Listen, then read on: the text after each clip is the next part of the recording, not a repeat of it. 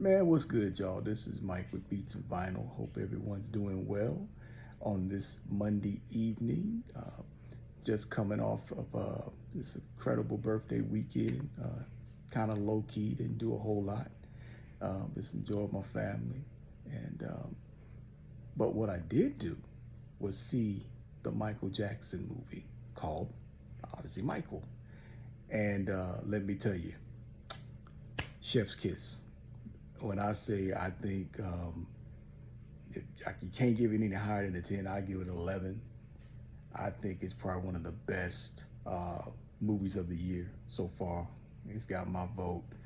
The acting, the casting, the elements of cinema, the sound, all of it really came together for this project. But more importantly, the young gentleman, Jafir, who was Jermaine Jackson's son, who ultimately is Michael's nephew, his ability to basically pull this off as a first time movie role was just incredible. Um, I can say through that movie, I had goosebumps. And I'm not saying I was an extreme diehard Michael Jackson fan, but I'm a fan enough that I loved his music.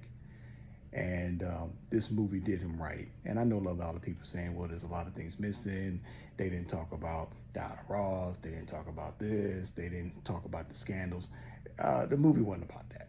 I think this movie was really a love letter to the Michael Jackson community, the fans, because the way that they put this thing together, it really felt like more of a concert movie, and Michael's life was kind of interwoven within the movie, and that made it really special. They didn't really stick to any place too long, especially with his childhood, growing up with his brothers, the early days of the Jackson Five, and getting into his solo career.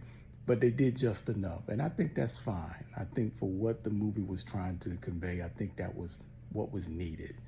I just think it was an incredible movie, but I cannot stress the acting performance of Jafir. I don't even want to call it acting. I think that and I'm not trying to be hokey or weird, but I really believe that he really channeled and opened up his spirit to allow Michael to kind of come through.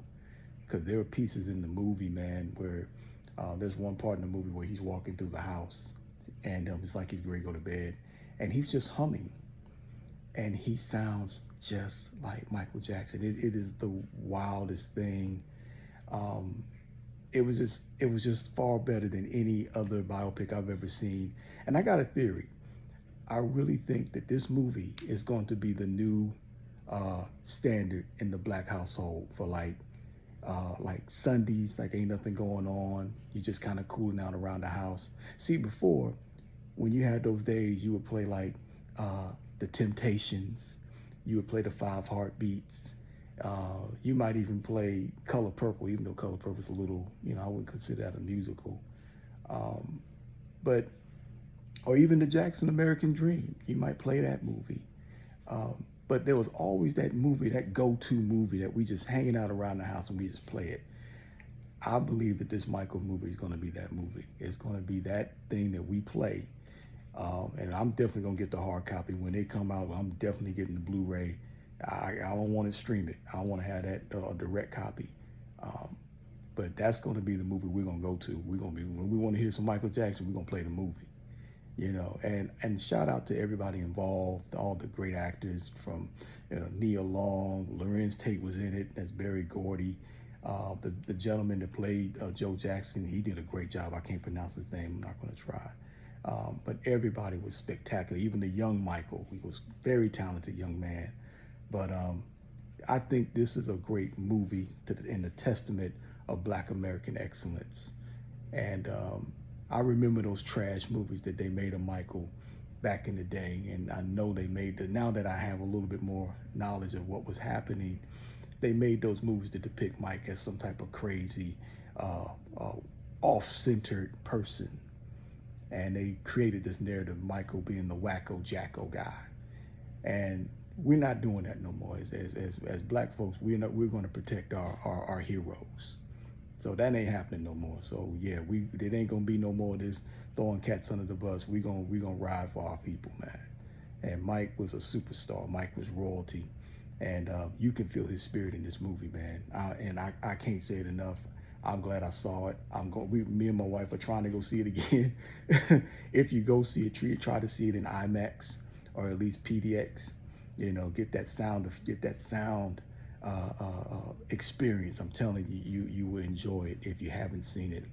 But yeah, we're gonna celebrate Mike, and I hope this thing goes over 1 billion. I think it will. And hey, go see this movie. Go see it. My favorite Michael Jackson album is Off the Wall, but I'm gonna go back and revisit like Bad and some of the other ones that I've kind of forgotten about. But I'm gonna go back and listen to them. But at any rate, y'all have a good evening. I'm gonna keep putting these little reels out and stuff, but I just wanted to talk about Michael, man. It's a genius movie, and I'm glad I got a chance to experience with my family. And at any rate, I'll holler at y'all later. Peace.